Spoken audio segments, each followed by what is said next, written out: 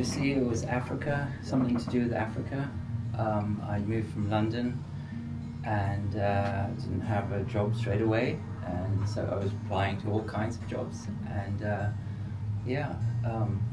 I applied and got an interview almost instantly. I think I even got the job the same day. It was Claire. She was a CEO at the time. So I've been to Zambia as well, had been to Zambia. It was just a natural kind of progression for me. I worked in the charity sector, so I was looking for that as well.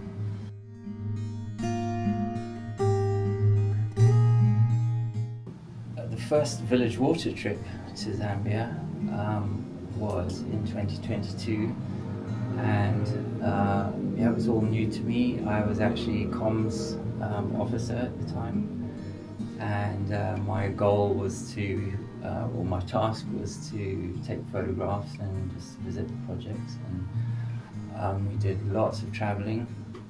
It was with Ian and Matt, who's was the rep from CO2 Balance, and it was just really exciting. Lots of rough roads, lots of distant communities to visit, and although I had been there previously many years, when I was 19 years old, it was in a different context, a different way.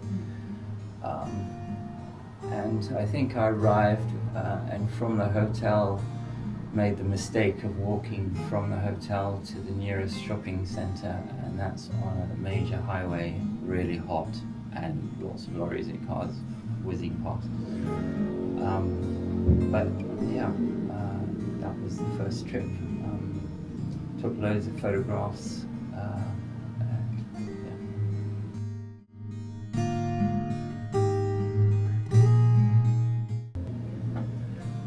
I think apart from just the people, meeting the people and visiting some of the centres there, I think it was the meeting that we had with the government, and actually it was Ian who inspired me on that trip the most.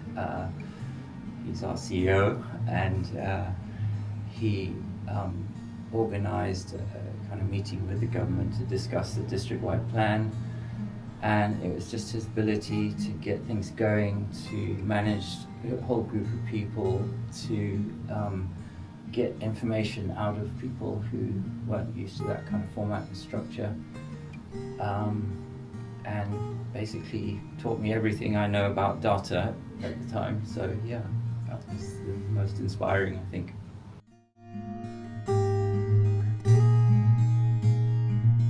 Well, I know what's interesting about it, it's not in Nololo, which is, I thought it was, but it's right on the outskirts of the edge of Nololo. I only realised it was the first one when comms team had asked me to visit it on a trip. And so it's miles away from Mongu, where we were staying. It took us almost a whole morning and a bit to get there. I was sort of on a mission to get photos to build a story about it being our first village. And so anyway, we finally arrived, and there was, as there are in any Zambian village, a huge welcome and everybody lining up.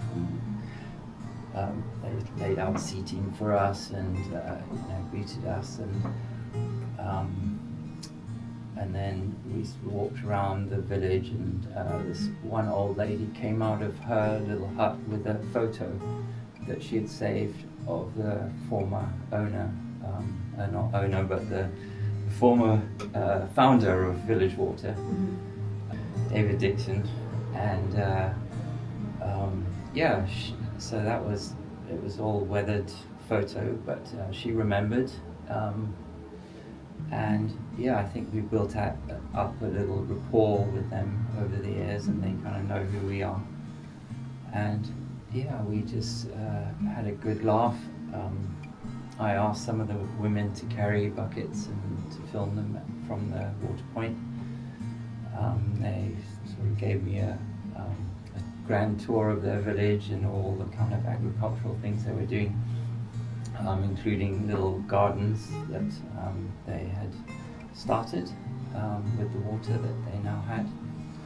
And it's just we had to sit down and give a presentation. I got really used to every village we went to. You kind of get seated, and then the headman gives a presentation, and then you give a presentation, and then some of the villagers give a presentation, so it can go on forever.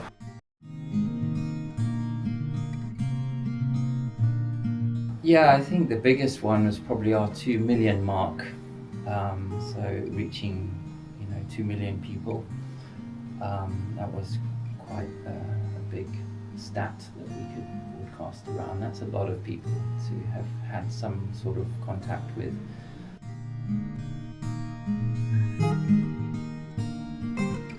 Detailed, connected, and committed are the three I came up with. I think just because we are highly detail orientated, and that's our strength. We're connected to our partners, who we have really strong relationships with, especially the CEOs. I think it goes beyond just them implementing projects. We all know them as individuals. And committed. We just want to do the best that we can.